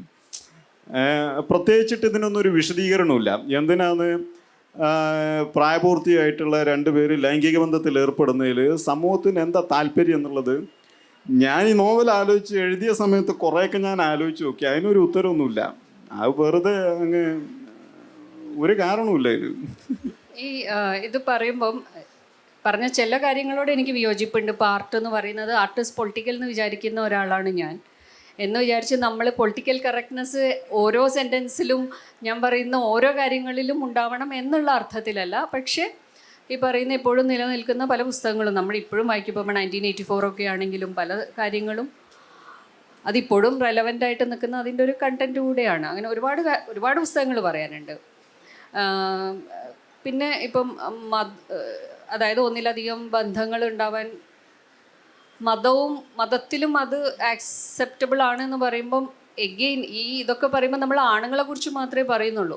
ഒരു സ്ത്രീക്കും അങ്ങനെ ഒരു സ്വാതന്ത്ര്യം കൊടുക്കുന്ന ഒരു മതവും ഉണ്ടെന്ന് ഞാൻ വിചാരിക്കുന്നില്ല, ഒരു സമൂഹവും ഇല്ല. ആണുങ്ങളുടെ കാര്യത്തിൽ കുറേയൊക്കെ നമ്മൾ കുറേ പഴഞ്ചൊല്ലുകളൊക്കെ ഉണ്ടല്ലോ, അത് കണ്ടാൽ ചവിട്ടും വെള്ളം കണ്ടാൽ കഴുകും എന്നൊക്കെ പറഞ്ഞൊരു കുറേ കാലങ്ങളായിട്ട് നടക്കുന്ന കാര്യങ്ങളുണ്ടാവും. അതിനപ്പുറത്തേക്ക് ഈ സഹാറു പറഞ്ഞ കാര്യം ശരിയാണ്. ഇപ്പം നമ്മൾ നേരത്തെ നോർമൽ അബ്നോർമൽ എന്ന് പറഞ്ഞതുപോലെ തന്നെ സമൂഹത്തിനാണ് മറ്റൊരു വ്യക്തിയുടെ എപ്പോഴും നമ്മളിപ്പോൾ മറ്റുള്ളവരുടെ ജീവിതത്തിലേക്കാണ് നമ്മളെപ്പോഴും ശ്രദ്ധിക്കുന്നത്. നമ്മൾ പെർഫെക്റ്റ് ആണെന്ന് വിചാരിക്കുന്നത്. അതുകൊണ്ടാണല്ലോ ഇപ്പോൾ ഈ വാട്സപ്പിൽ വരുന്ന വളരെ നിരുപദ്രവകരം എന്ന് തോന്നാവുന്ന സ്ഥിരമായിട്ട് വരുന്ന ഒന്നാണ് ഈ ഭാര്യയെ സംബന്ധിച്ചുള്ള തമാശകൾ. ഇത് അയക്കുന്നത് സ്ത്രീകളടക്കം അയക്കും. ഇതെന്തോ വലിയ തമാശയാണെന്നുള്ള പോലെയാണ്. അതായത് ഈ കല്യാണം കഴിച്ച ആണുങ്ങളൊക്കെ വളരെ ദുരിതത്തിലാണ്, ദുരന്തപൂർണമായ ജീവിതമാണ് ജീവിക്കുന്നത്. As if somebody ask them to marry at gun point എന്നുള്ള പോലെയാണ് ആ തമാശകൾ. അല്ലെങ്കിൽ ബോഡി ഷേമിങ് ചെയ്യുന്ന തമാശകൾ. ഇതൊക്കെ ഇപ്പോഴും ഇത് നമ്മളടക്കം ഇത് ഫോർവേഡ് ചെയ്യുമ്പം നമ്മളും അതിൻ്റെ ഭാഗമാവുകയാണ്. അതുകൊണ്ടാണ് നമ്മൾ ഇപ്പം എനിക്ക് തോന്നുന്നത് ഏറ്റവും വിശ്വാസ്യതയുള്ള ഒരു സാധനമാണ് വാട്സപ്പ്. ആളുകൾ ചിന്തിക്കുന്ന പോലുമില്ല, അതിൻ്റെ മുൻപ് ഇതിൽ വരുന്നത് വിശ്വസിക്കുന്നു, അതിനനുസരിച്ച് റിയാക്ട് ചെയ്യുന്നു എന്നുള്ള കാര്യമൊക്കെ. ഇപ്പം ഇതിലിപ്പോൾ നബീസുമ്മയുടെ ഒരു കാര്യം പറയുമ്പോൾ നോവലിൻ്റെ തുടക്കത്തിലെ സെൻറ്റൻസ് തന്നെ വളരെ ക്യാച്ചിയാണ്. കാരണം അവർ പറയുന്നത് അവരുടെ ഭർത്താവ് അവർക്ക് 5 മക്കളെ കൊടുത്തു, പിന്നെ അയാൾ വിശ്രമിച്ചു എന്നാണ് പറയുന്നത്. ദൈവത്തിനെ പോലെ ദൈവം ലോകമുണ്ടാക്കാൻ 6 ദിവസം അധ്വാനിച്ചു, 7ാമത്തെ ദിവസം വിശ്രമിച്ചു എന്ന് പറയുന്ന അതേ രീതിയിലാണ് ഈ നോവലും തുടങ്ങുന്നത്. കാരണം അവർക്ക് ഇത്രയും കുട്ടികളുണ്ടായി, 6 വർഷത്തിൻ്റെ ഇടയിൽ ഇത്രയും കുട്ടികളുണ്ടായി, പിന്നെ അയാൾക്ക് അതിനുള്ള ശേഷി ഇല്ലാണ്ടാവുന്നു എന്നുള്ള രീതിയിലാണ്. പിന്നെ അവരുടെ ഒരു സഹനം, അവരുടെ ജീവിതം. അവർ ലാസ്റ്റ് ഈ ബുർഹാൻ്റെ ഒരു അവസ്ഥയൊക്കെ ഉണ്ടാകുമ്പോൾ അവർ പറയുന്ന ഒരു വാചകം ഇതുപോലെയാണ്: I have given everything to my children except sex എന്ന് പറയുന്നുണ്ട്. അപ്പം ആ ഒരു സ്ത്രീയുടെ ഈ പറയുന്ന ഒരു സാധാരണ സ്ത്രീ, ഒരുപാട് ലോകം കണ്ടതോ, ഇപ്പം സാറ് പറഞ്ഞ പോലെ ഒരു ചെറിയ ഒരു സ്പേസിൻ്റെ ഉള്ളിൽ, വീടിൻ്റെ ഉള്ളിൽ ഒതുങ്ങുന്ന ഒരാളാണ്. അപ്പം ആ ഒരു അവസ്ഥ വരുമ്പം അവർ പറയുന്നത്, കാരണം സ്ത്രീകൾ ഇൻറ്റേർണലൈസ് ചെയ്യുന്ന കുറേ കാര്യങ്ങളും ഉണ്ട്. നമ്മളാണ് ഇതെല്ലാം കറക്റ്റ് ചെയ്യേണ്ടത്, അല്ലെങ്കിൽ നമ്മളാണ് സഹിച്ചു നിൽക്കേണ്ടത്, നമ്മുടെ ഭാഗത്തു നിന്ന് എന്തോ കുറവ് കൊണ്ടാണ് എന്നുള്ള ഒരു കാര്യം കാലങ്ങളായിട്ട് വളർന്നു വരുന്ന നമ്മളെ ഉള്ളിൽ നമ്മളും സ്ത്രീകളും ഉൾക്കൊണ്ട് വരുന്ന ഒരു കാര്യമാണ്. അപ്പോൾ സന്ധ്യ എഴുതുമ്പോൾ അതിൽ ഒരു വാചകം ജീവിതം വേസ്റ്റ് ചെയ്തു എന്നാണ് പറയുന്നത്. മറിയയെക്കുറിച്ച് പറയുമ്പോൾ ജീവിതം വേസ്റ്റ് ചെയ്തു. ഈ നേരത്തെ നമ്മൾ പറഞ്ഞ പോലെ, അതായത് സമൂഹം കൽപ്പിക്കുന്ന അല്ലെങ്കിൽ നമ്മുടെ കുടുംബം കൽപ്പിക്കുന്ന ചില വഴികളുണ്ട്.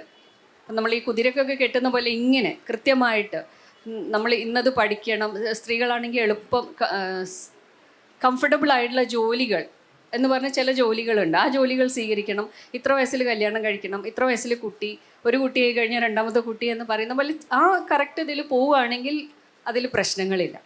അതല്ലാതെ നമുക്ക് ഇഷ്ടപ്പെട്ട ഈ പറയുന്ന സോക്കോൾഡ് കൺവെൻഷണൽ അല്ലാത്ത സാധനങ്ങൾ ചെയ്യുകയാണെങ്കിൽ, അങ്ങനെ ഒരു ജോലി ചെയ്യുകയാണെങ്കിൽ, അങ്ങനെ ഒന്ന് പഠിക്കാൻ പോവുകയാണെങ്കിൽ, അല്ലെങ്കിൽ ഈ പറഞ്ഞ പോലെ നമ്മൾ ഈ നോർമൽസി എന്ന് പറയുന്നതിൻ്റെ ഉള്ളിൽ വഴങ്ങാതെ ഒന്ന് കുതറുമ്പോഴേക്കും ആളുകൾക്ക് പ്രശ്നമാണ്. അപ്പോൾ പറയുന്ന സഹറും പറഞ്ഞ പോലെ നമ്മളൊക്കെ നമ്മുടെ വീട്ടിൽ നിന്ന് തന്നെ നമുക്ക് വിമർശിക്കാൻ പുറമേ നിന്ന് ആൾക്കാരെ എടുക്കേണ്ട ആവശ്യമൊന്നുമില്ല, നമുക്ക് വീട്ടിൽ നിന്ന് തന്നെ കേൾക്കുന്നതാണ്. ഞാനൊക്കെ സ്ഥിരം കേൾക്കുന്ന, കാരണം നമ്മൾ ആ രീതിയിൽ എല്ലാ 1-ാം തീയതി ശമ്പളം കിട്ടുന്ന ജോലി ചെയ്യുന്നില്ല, അല്ലെങ്കിൽ ഇത്രയും പഠിച്ചിട്ട് എന്നുള്ളതും പറയും. അതായത് ഇത്രയും പഠിക്കുന്നത്, നമ്മൾ പഠിക്കുന്ന ഈ സർട്ടിഫിക്കറ്റ് കിട്ടുന്നത് നമ്മൾ ഇന്ന ജോലി ചെയ്യാൻ വേണ്ടിയിട്ട്. അപ്പോൾ അതല്ലെങ്കിൽ നമ്മൾ ജീവിതം വേസ്റ്റ് ചെയ്തു എന്നാണ് പറയുന്നത്. അപ്പം ഇപ്പം മറിയയും അങ്ങനെയാണല്ലോ, ഈ ഒരു ചട്ടക്കൂടിൽ നിൽക്കാത്തത് കൊണ്ട് മറിയെക്കുറിച്ച് അതാ പറയുന്നത്. അതേസമയം അതിൽ ഇപ്പം അന്നയായാലും കാളിയായാലും രണ്ടും വളരെ വ്യത്യസ്തമായിട്ടുള്ള ഒരു സ്ത്രീകളുമാണ്. അപ്പോൾ കാളി അവരുടെ ഒരു സെക്ഷുവൽ ഡിസയർ, പൊതുവേ നമ്മൾ സ്ത്രീകളുടെ ഒരു സെക്ഷുവൽ നീഡ് അല്ലെങ്കിൽ ഡിസയർ ഇപ്പോൾ ഈ നോവലിൽ വരുമ്പോൾ റെയ്ഹാനയുടെ ആകുമ്പോഴും എന്താണ് അവളുടെ പ്രശ്നം എന്ന് ആളുകൾ ചോദിക്കുക. നല്ല ഭർത്താവുണ്ട്, അയാളുടെ കിഡ്നി വരെ കൊടുത്ത ഭർത്താവുണ്ട്, അയാൾ ഗൾഫിൽ കിടന്ന് കഷ്ടപ്പെടുന്നത് മുഴുവൻ ആർക്ക് വേണ്ടിയിട്ടാണ്? ആ വെയിലത്തും മരുഭൂമിയിൽ കിടന്ന് കഷ്ടപ്പെടുന്ന ഭാര്യയ്ക്കും മക്കൾക്കും വേണ്ടിയിട്ടാണ്. അവൾക്ക് നല്ല വീടുണ്ട്, ഉടുക്കാൻ സ്ഥിരം സാധനങ്ങളൊക്കെ ഉണ്ട്. പിന്നെ എന്തിനാ അവൾ അതും തന്നെക്കാൾ പ്രായം കുറഞ്ഞ്? നാട്ടുമ്പുറത്ത് ശരിക്കും അതിന് ഉപയോഗിക്കുന്ന വാക്കുകൾ വേറെയാണ്. ഒരു സദസ്സിൽ പറയാൻ പറ്റുമോയെന്ന് അറിയില്ല. സ്ത്രീകളാകുമ്പോൾ പ്രത്യേകിച്ചും കടി എന്നൊക്കെ പറഞ്ഞിട്ട് ആൾ പറയും, ഇവർക്ക് എന്തിൻ്റെ? അങ്ങനെയാണ് നമ്മൾ അത്രയും നമ്മുടെ ചിന്താപരമായിട്ട് നമ്മൾ അത്രയും താഴ്ന്നിട്ടാണ് ഈ കാര്യം അഡ്രസ്സ് ചെയ്യുക. ഇവിടെ ഇപ്പോൾ കാളി എന്ന് പറയുന്നത് അതൊരു വല്ലാത്ത ക്യാരക്ടറാണ്. ഈ പറഞ്ഞ അപ്പച്ചൻ്റെ കൂടെ കള്ള് ഷാപ്പിൽ പോകുന്നു, പിന്നെ അവൾക്ക് ഇഷ്ടമുള്ള ബന്ധങ്ങളിലൊക്കെ അവൾ പോകുന്നുണ്ട്. അവളുടെ ഒരു സെക്ഷൽ നീഡ്സ് അല്ലെങ്കിൽ ഗ്രാറ്റിഫിക്കേഷൻ എന്ന് പറയുന്നത് she is ready to go for that. അതിൽ ഈ പറയുന്ന സമൂഹം എന്ത് പറയുന്നു എന്നില്ല. അതുപോലെ അന്ന എന്ന കഥാപാത്രം പറയുമ്പോൾ ആനന്ദം കണ്ടെത്താൻ സ്വന്തമായിട്ടുള്ള വഴികളുണ്ട്. സ്വന്തം ശരീരം എൻ്റെ സ്വന്തം സുഖത്തിനുള്ള ഒരു ഉപാധിയാണ്. എനിക്കത് സ്വന്തമായിട്ട് നിർവഹിക്കാൻ പറ്റും. എനിക്കതിന് വേറൊരാളുടെ സഹായം വേണ്ട എന്ന രീതിയിൽ അതിൽ ഒരുപാട് ആനന്ദം കണ്ടെത്തുകയും ചെയ്യുന്ന സ്ത്രീകളാണ്. അപ്പം എന്താ പറയുക, തീർത്തും വ്യത്യസ്തമായ കുറേ സ്ത്രീ കഥാപാത്രങ്ങളാണ്. അതിനെക്കുറിച്ച് എനിക്ക് എപ്പോഴും തോന്നിയിട്ടുള്ള ഒരു കാര്യമാണ്, പൊതുവെ നമ്മൾ സാഹിത്യത്തിലായാലും എത്ര എങ്ങനത്തെ സാഹിത്യത്തിലായാലും സിനിമയിലായാലും ഒരു അവിഹിത ബന്ധം വരുവാണെങ്കിൽ സ്ത്രീക്ക് എപ്പോഴും ഒരു കാരണം വേണം. എന്തിപ്പോൾ കാരണമില്ലാതെ നമുക്ക് അവിഹിത ബന്ധത്തിന് പോയാലെന്ന് എനിക്ക് മനസ്സിലാവുന്നില്ല. എന്തിലും ഭർത്താവിൽ നിന്നും സംതൃപ്തി ഇല്ല, നല്ല സംതൃപ്തി ഉണ്ടെങ്കിൽ അവിഹിത ബന്ധത്തിന് പോയാൽ എന്താ? എനിക്കത് ആ ഒരു എന്തിനാണ് ഈ ഇങ്ങനെ ഞാൻ പറയുന്നത്, അതിനകത്ത് അങ്ങോട്ടും ഇങ്ങോട്ടും ഹർട്ട് ചെയ്യുക, അല്ലെങ്കിൽ പിന്നെ തുറന്ന് ട്രൂ ആയി അങ്ങനെയുള്ള ഇത് മാറ്റി വെച്ചിട്ട് കംപ്ലീറ്റ് ആയിട്ട് മാറ്റിയിട്ടാണ് ഞാൻ പറയുന്നത്. എപ്പോഴും നമ്മൾ ഏത് സാഹിത്യത്തിലും ഇതിലും കാണാം ഇന്നതുകൊണ്ട് ഭർത്താവുമായിട്ട് പ്രശ്നം, അല്ലെങ്കിൽ വേറെ സ്നേഹം അന്വേഷിച്ച്.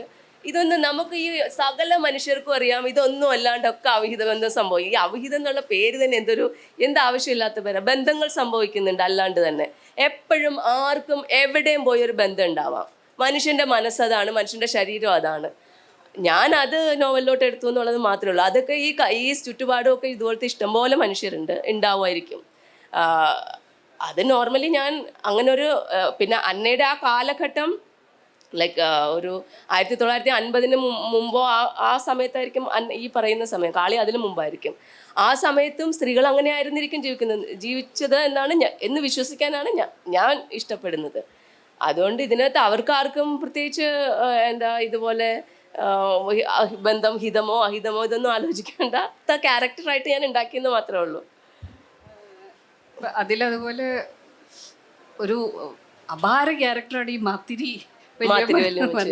ബൈബിള് മാറ്റി എഴുതുന്നൊക്കെ ഉണ്ട്. ബൈബിള് മാത്രമല്ല, പിന്നെ അവരെല്ലാം കൂടെ കൂട്ടിക്കൊഴിച്ചൊരു കഥയൊക്കെ ഉണ്ടാക്കുന്നുണ്ട്. അപ്പൊ അത് കഴിഞ്ഞ് അവര് മരിക്കാൻ ഒക്കെ സമയം അവര് പറഞ്ഞ അവർക്ക് ലാസ്റ്റ് പള്ളി പോകുമ്പോൾ ഒരു കടും നീല മരിച്ചു ചെല്ലുമ്പോൾ കർത്താവിന് ഒറ്റ നോട്ടത്തിൽ എന്നെ മനസ്സിലാവണം. ഇതിൽ ഈ പറയുന്ന കർത്താവല്ലേ യേശുവും ഒരു ക്യാരക്ടറാണ്. പക്ഷെ ഒട്ടും യേശുവല്ല, യേശുവല്ല. എപ്പോഴും എന്താ പറയാ, മരിയ തിരുവനന്തപുരം ഭാഷ പറഞ്ഞ കോനയടിക്കുന്ന ഒരു പാവപ്പെട്ടവൻ, ഒരു അപ്പാവിയാണ് യേശു.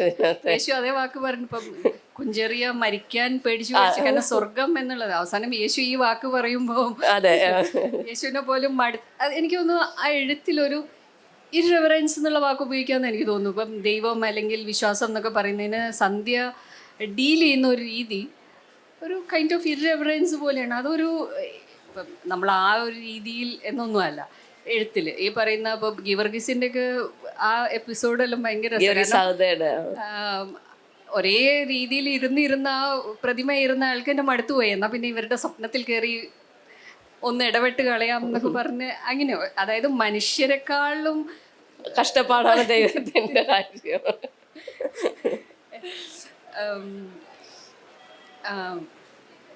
സഹാറു ഇത് എഴുതുമ്പോൾ ഇപ്പോൾ ഈ നോവൽ ഒരു പോളിഫോണിക് ടെക്സ്റ്റ് എന്ന് പറയാം. പല വോയിസാണ്, പല കഥാപാത്രങ്ങൾ. അതായത് ഒരു ചാപ്റ്റർ ഡിവിഷൻ എന്ന് പറയുന്നത് ഓരോ ആളുകൾ, അതായത് ഒരു സെയിം ഇൻസിഡൻറ്റ് 1.5 മണിക്കൂറിൽ നടക്കുന്ന ഒരു ഇൻസിഡൻറ്റ് അത് ഇങ്ങനെ പൊട്ടിപ്പുറപ്പെടുന്നു. അതിൽ 12 വയസ്സുള്ള കുട്ടികളാണ്. ഇപ്പോൾ ജൂണും ദാമും തൊട്ട് പല ആളുകൾ, പല ബാക്ക്ഗ്രൗണ്ടിൽ നിന്നുള്ള പല പ്രായമുള്ള ആളുകൾ, ഇങ്ങനെ പല കാഴ്ചപ്പാടിലൂടെയാണ് ഈ നോവൽ വരുന്നത്.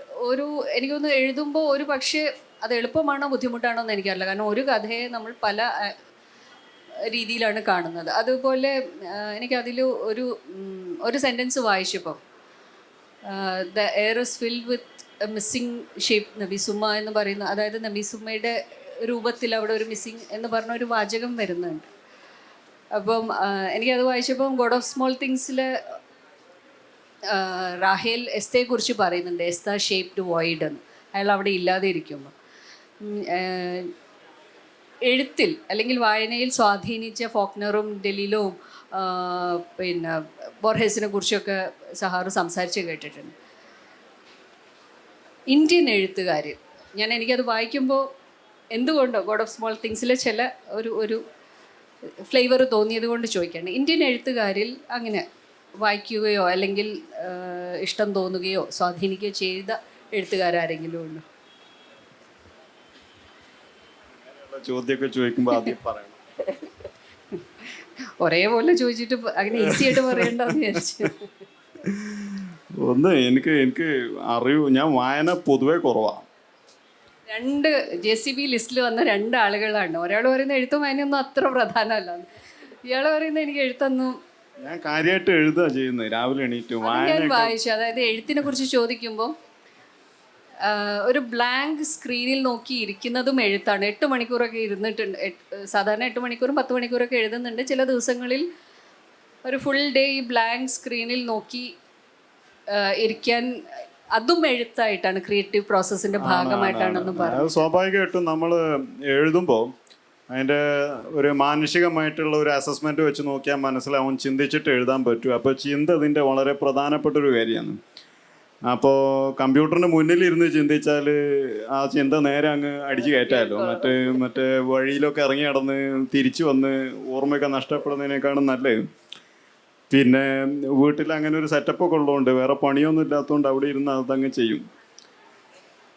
ഞാൻ എൻ്റെ വായനാശീലം കാര്യമായിട്ട് ഞാനൊരു അമേരിക്കൻ ഫിക്ഷനാണ് കൂടുതലും വായിച്ചിട്ടുള്ളത്.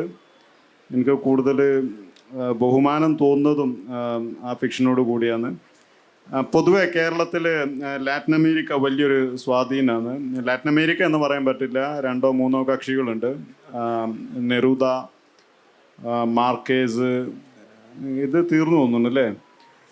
പക്ഷേ ലാറ്റിൻ അമേരിക്ക ഫിക്ഷനാണ് കൂടുതലായി എനിക്ക് തോന്നുന്നത് നമ്മുടെ രാഷ്ട്രീയ പരിതസ്ഥിതിയുമായിട്ട് ബന്ധപ്പെട്ട് വന്നു ചേർന്നിട്ടുള്ള ഒരു ലെഗസി ആയിരിക്കാം. ഞാൻ സാഹിത്യത്തിൽ വരുന്നത്, ഞാൻ BA ചെയ്തത് അലിഗഡ് യൂണിവേഴ്സിറ്റിയിലാണ്.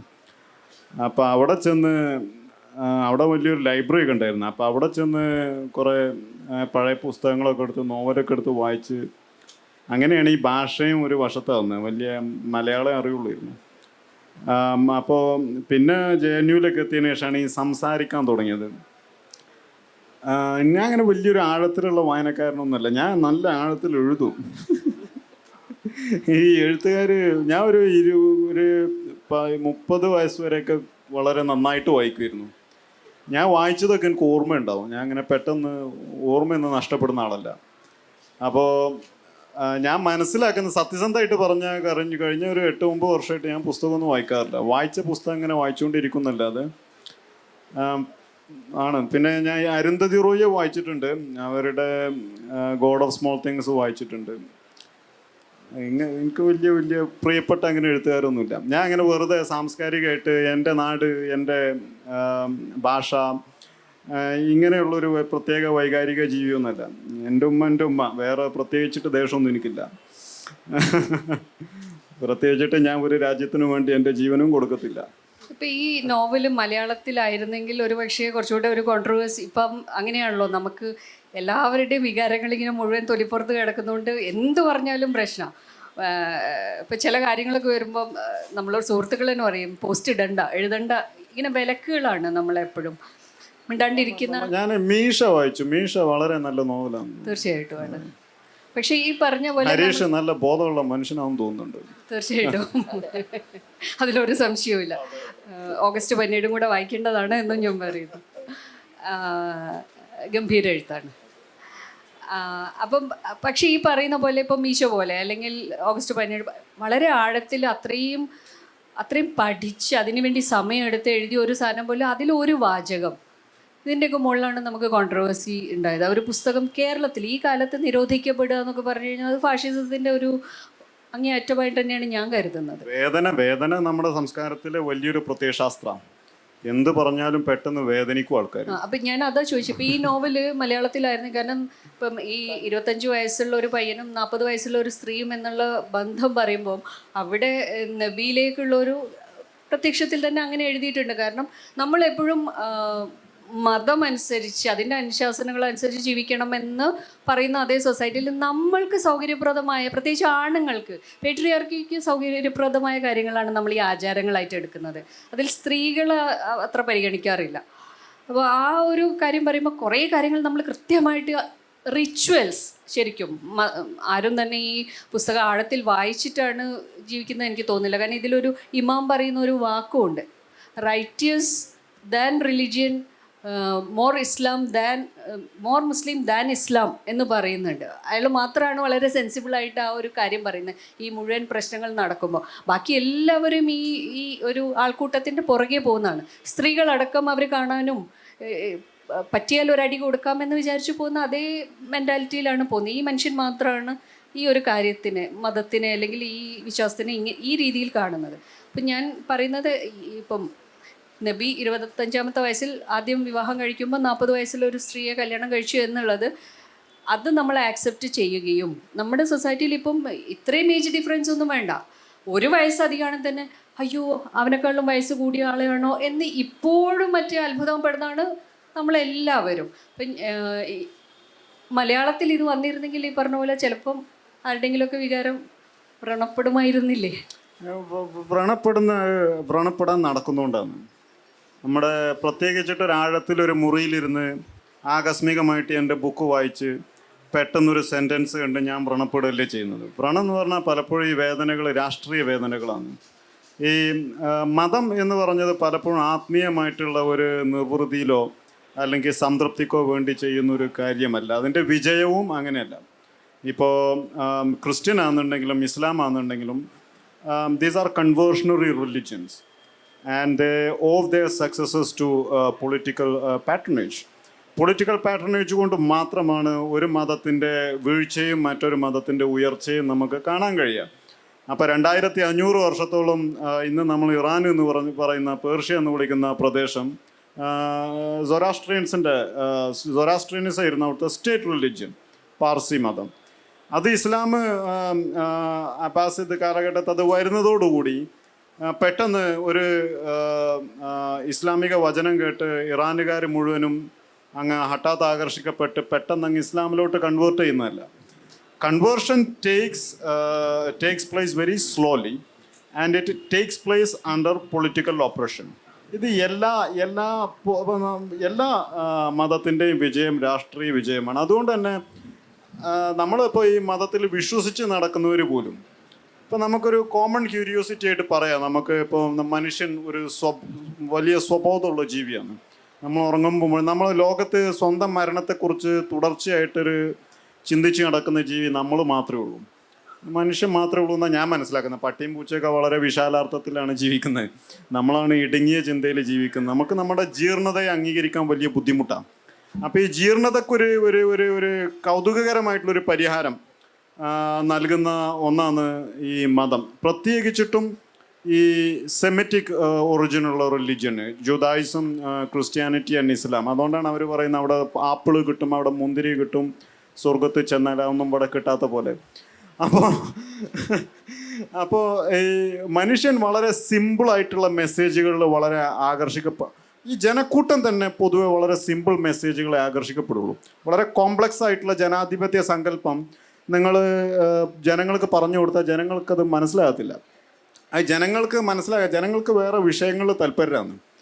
ജനങ്ങളെപ്പോഴും രാഷ്ട്രീയ, ഇപ്പം നമ്മുടെ മാധ്യമങ്ങളിലെ പോലെ, നമ്മുടെ മാധ്യമ പ്രവർത്തനം പോലെ 24 മണിക്കൂറും തെരഞ്ഞെടുപ്പും രാഷ്ട്രീയക്കാരെന്ത് പറഞ്ഞു എന്നുള്ളത് മാത്രമായിട്ട് ജീവിതത്തിലോട്ട് ചുരുക്കൂല ആൾക്കാരും. അതുപോലെ തന്നെ ഈ വളരെ ബുദ്ധിപരമായിട്ടുള്ള യൂണിവേഴ്സിറ്റിയിൽ നടക്കുന്ന കാര്യങ്ങളൊന്നും ചിന്തിച്ചുകൊണ്ടല്ല മനുഷ്യൻ.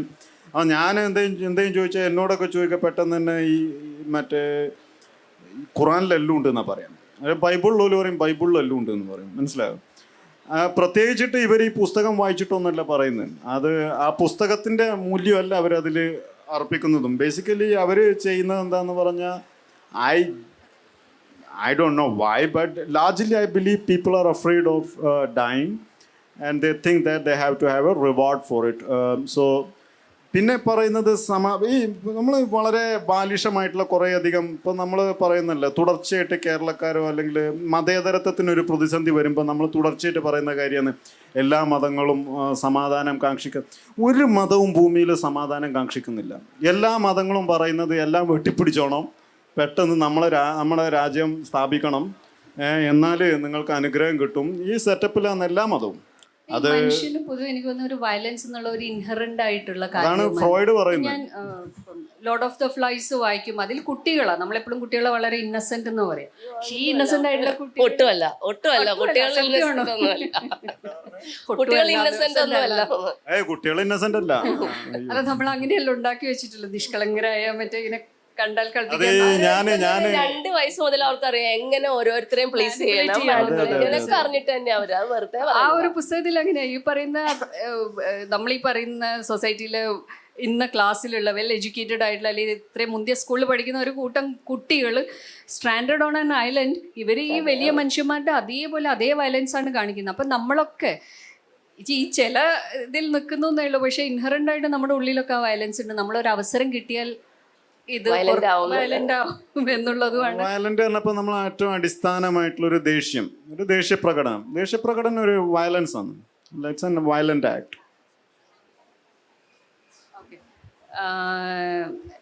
ഞാൻ എണീറ്റ് പോകാൻ പറഞ്ഞിട്ടില്ല, പറഞ്ഞാലും നമ്മൾ പോവില്ല. Time for audience question. സമയമില്ലാത്തതുകൊണ്ട് ഒരു ചോദ്യം എന്നാ പറഞ്ഞത്.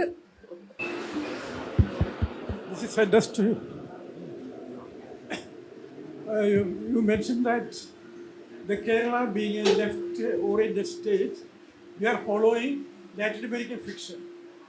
There is a generalization fallacy there.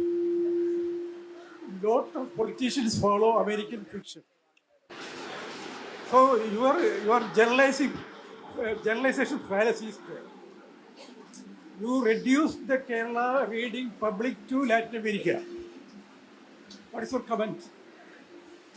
ഞാൻ മലയാള വായന ശേഷിയെ ഇടതുപക്ഷ രാഷ്ട്രീയ സ്വാധീനത്തിലോട്ട് ചുരുക്കി എന്നാണോ പറയുന്നത്?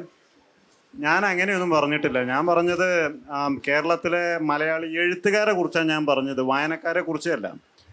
എഴുത്തുകാർ പൊതുവെ പരാമർശിക്കുന്ന 2 വ്യക്തികളെ ഞാൻ തുടർച്ചയായിട്ട് കാണുന്നത് മാർക്കേസും യൂഷ്വൽ സസ്പെക്റ്റ് അവരും. ഞാൻ മനസ്സിലാക്കുന്നത് ആ ഒരു പ്രിയം ലാറ്റിൻ അമേരിക്കൻ സാഹിത്യത്തോട് വരുന്നത് നമ്മുടെ ഒരു പൊതു ഇടത് രാഷ്ട്രീയ ചായ്വെന്ന് വന്നതാകാം എന്നുള്ളതാണ് ഞാൻ പറഞ്ഞത്. അല്ലാതെ അതിന് പ്രത്യേകിച്ചിട്ട് ലാറ്റിൻ അമേരിക്കൻ സാഹിത്യം വായിക്കുന്നവർ കുറച്ച് മോശക്കാരാണെന്നോ യൂറോപ്യൻ വായിക്കുന്നവർ കുറച്ച് അങ്ങനെയല്ല ഞാൻ ഉദ്ദേശിച്ചത് കേട്ടോ.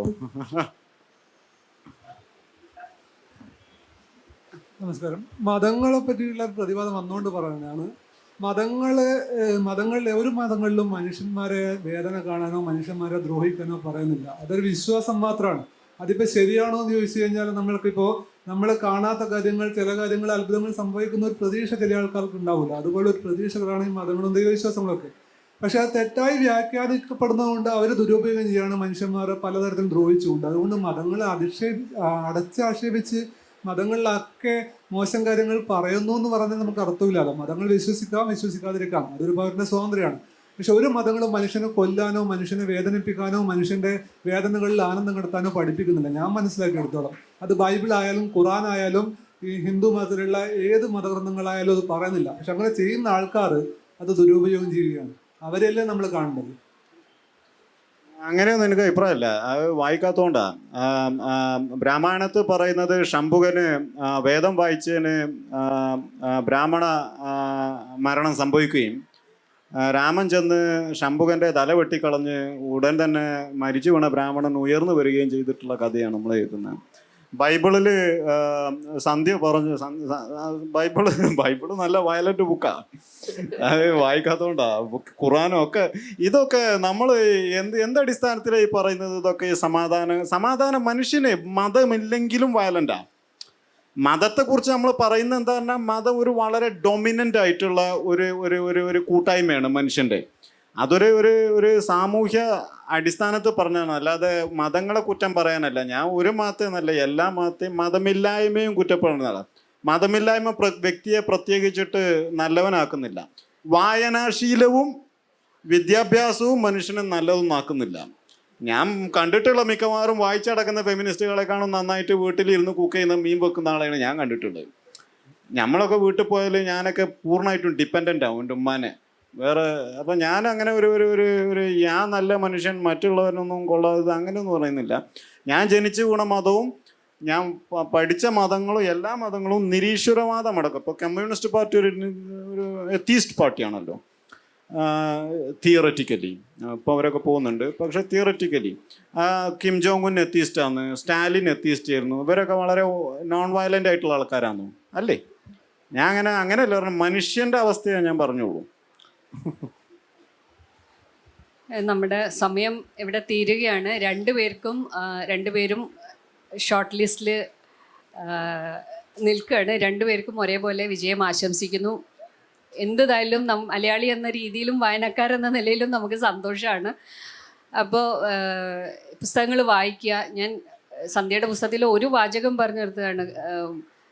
അതിൽ ഒരു ചട്ടി പേടിച്ച മീൻകറി എന്ന് പറയുന്നുണ്ട്.